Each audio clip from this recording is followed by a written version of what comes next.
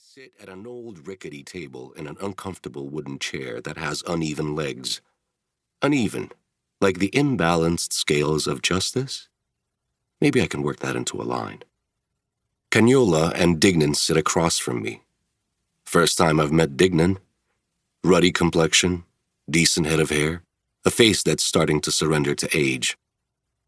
Late 40s, I figure. So he's close to his 20 if he wants to hang it up, and I'm betting he does. Beneath the false bravado, the show of authority that these cops try to project, he's nervous. His leg is bobbing up and down under the table. He should be nervous. Are you willing to talk to us, Leo? Caniola will lead, apparently. Interesting. Frankly, I'm surprised she's in this room at all. She looks tired, but otherwise the same as the last time I saw her. Steely blue eyes that dominate her face. Dirty blonde hair pulled back. Kind of an overall go-fuck-yourself air about her. I didn't kill Cyrus Balak, I say. I'm willing to listen to what you have to say, but this is a gross miscarriage of justice. It felt like that needed to be said. Caniola suppresses a smile, shoots a look at my lawyer, Monty, and nods back toward me as in, do you believe this guy? The answer to that question, by the way, would be no. Monty probably doesn't completely believe me. That's not usually a healthy start to the attorney-client relationship. Okay, well, you can start by listening, Caniola settles in. But you already know what I'm going to say. I'd cross my arms, but that's not easy in handcuffs, unless I had the dexterity of Houdini. That would be cool, to contort yourself like that. First off, nobody in this room is mourning the loss of Cyrus Balak. The guy was the worst of the worst.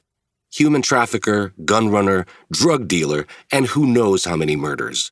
He lured in women, turned them into addicts and prostitutes, chewed them up and spit them out. He's what we call a destroyer. He's ruined a lot of people's lives. Truth be told, you did the world a favor, Leo. You're welcome. So, sentencing on something like this, if you cooperate with us, tell us what happened, I'd be prepared to recommend a lenient sentence. I nod, like I'm considering it. I'm not. This isn't your first offense, she continues. You punched that cop back in college. I didn't punch that cop, I say. Of course not. Of course you didn't. You just pled guilty to something you didn't do, right? That happens all the time, right? It happens more often than people think. But the good news for us, she says, is your arrest back in college gave us your fingerprints and DNA. Those ended up being very helpful. Yeah, more on that later, I assume. Then there's that stunt you pulled once you became a lawyer. You perpetrated a fraud on the court. You lost your law license for... What did they give you? A nickel? Yes, a 5-year suspension. I've been reinstated for a year now. Long story. And you were... The bar disciplinary committee, they had an expert who diagnosed you as a pathological liar, right? You're a pathological liar? In other words, go ahead and try to talk your way out of this, but no one's going to believe you. That's what they said, I answer, which is not the same thing as yes. Caniola seems pleased with her summary. So let's talk about the reason you're here. We know you were trying to get law enforcement to go after Cyrus Balak. We know that your, client, Bonnie Tressler, was going to testify against him. And we know she died. She was murdered, I correct. Monty puts a hand on my arm. We're just listening right now. She was murdered, says Caniola, happy to use that. Murdered by Cyrus, you figure?